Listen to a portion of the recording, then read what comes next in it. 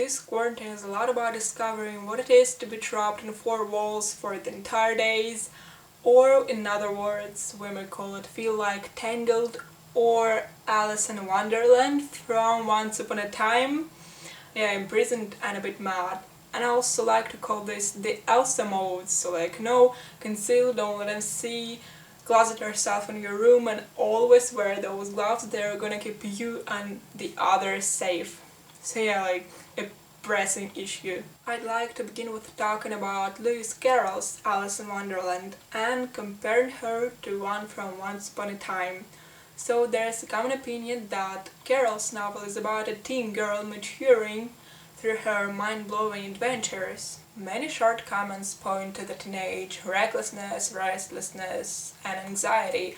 And of course, you remember that scene when Alice was growing and shrinking to different sizes.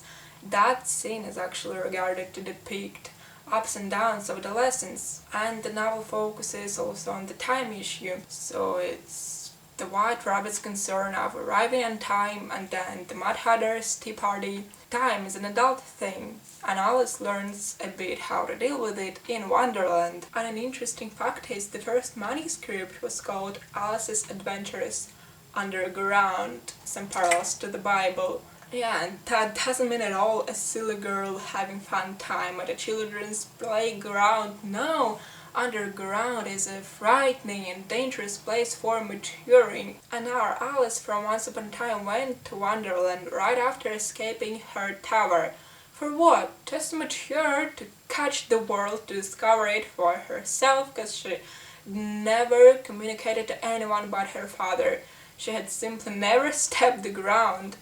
Of course, she needed to mature outside, to discover the world in the most intensive way, and Wonderland was kind of a perfect place for such purposes. She needed it. And let's talk about madness.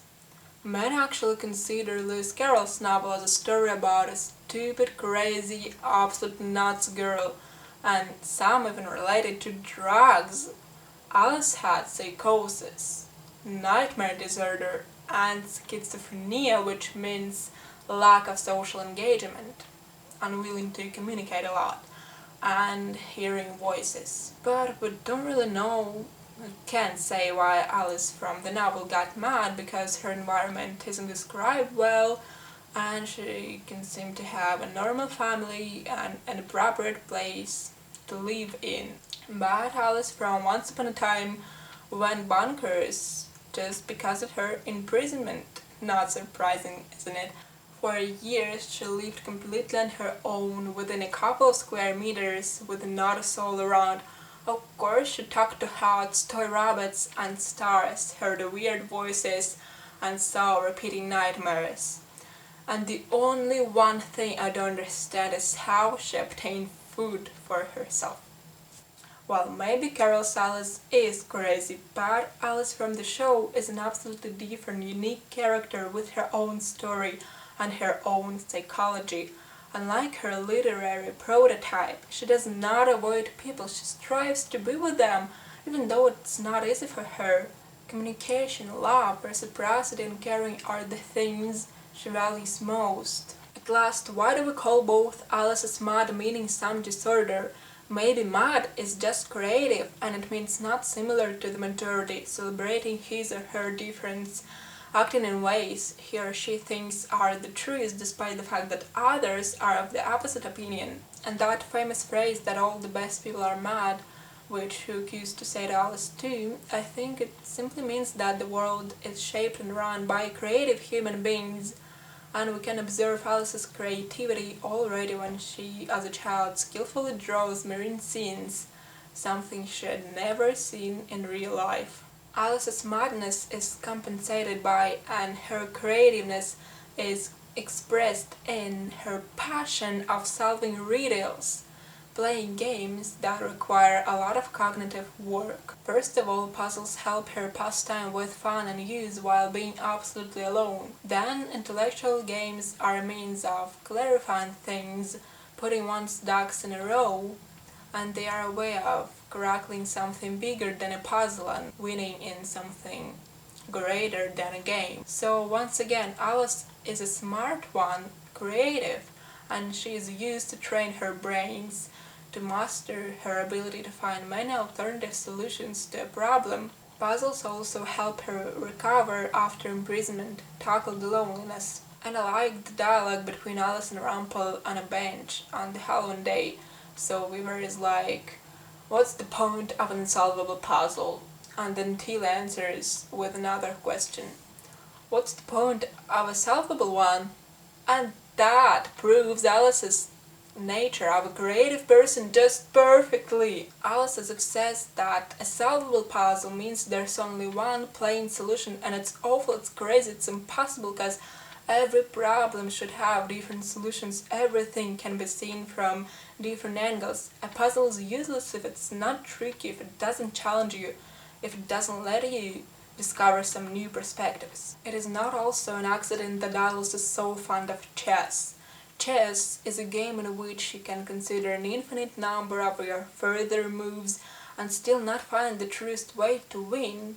And chess is about backtracking your moves, and that ability turns out to be extremely helpful for Alice in her life when she gets lost mentally or literally and needs to get back to being alright and safe. Then we have to discuss Alice's feeling of loneliness, which is a big concern to her. Loneliness is an emotional response to perceived isolation. It is an unwanted lack of social integration. And very often loneliness comes from insecure attachment patterns. That means insufficient attention got from caregivers in the childhood, usually from parents.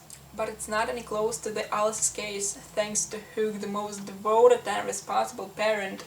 Alice is not unsociable due to her father nurturing her lovingly and loyally. He gave her those secure attachment relationships, which are said by researchers to give a child a secure base from which to explore the world and a positive model of self in relation to others, which then becomes the foundation for relationships with adults and peers. Alice's loneliness comes again from being trapped in the damn tower and then the poisoning of her father's heart. So here insecure attachment can mean inability to attach physically, to get closer in space because of uncontrollable external factors.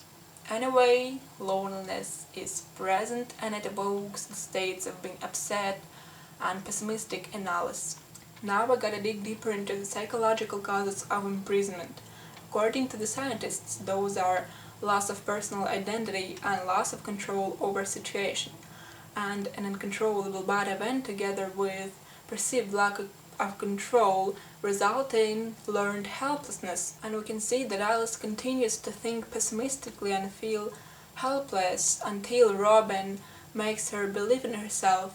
Remember when, before facing the troll, Alice got increasingly nervous and virtually fell into despair and tried to convince Robin everything was not alright. And what else of the imprisonment? Probably it aroused doubts in Alice about her own worth, about her being normal and appropriate. Like, is it something wrong with me if I am isolated from everyone else? And Alice says that nothing ties her to the world if nobody cares for her, if she doesn't matter anything to anyone. Being forcefully closed in a turret causes her to wonder about her place in the world.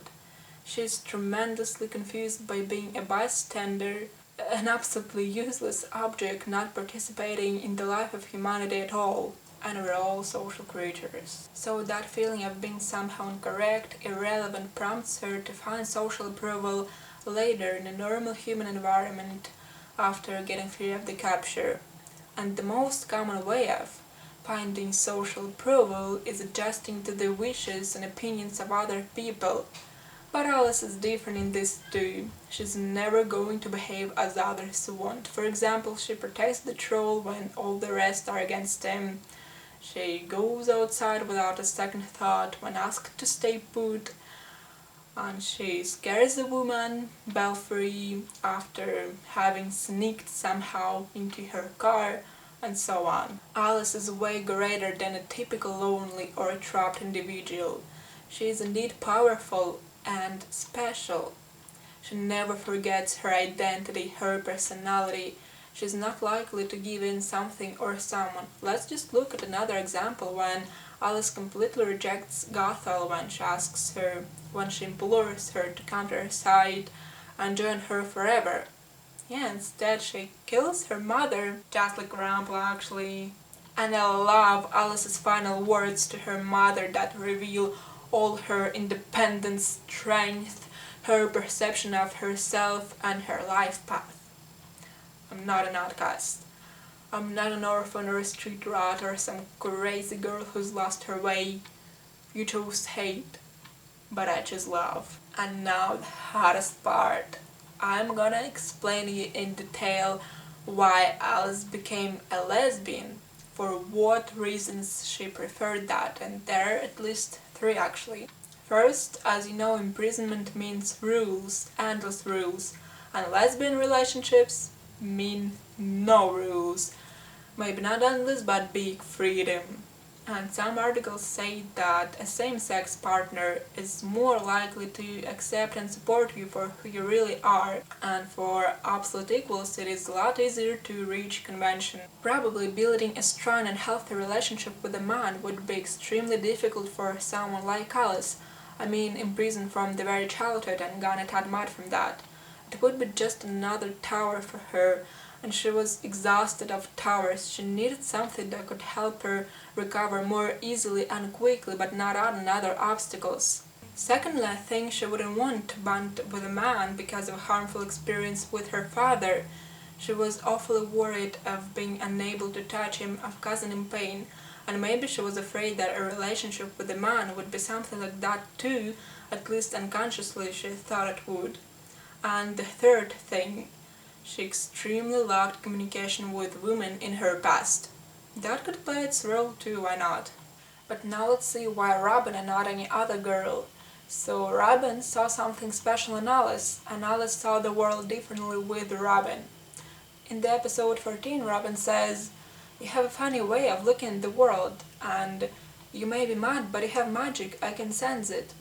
Robin happens to be literally the first person besides Nook to believe in Alice and truly appreciate and accept her perceptions. In Seattle, Margot helps Tilly out by saving her life and giving her some friendly advices like stay and face the problems, or you need to get out of your head a little bit, it's good for the soul.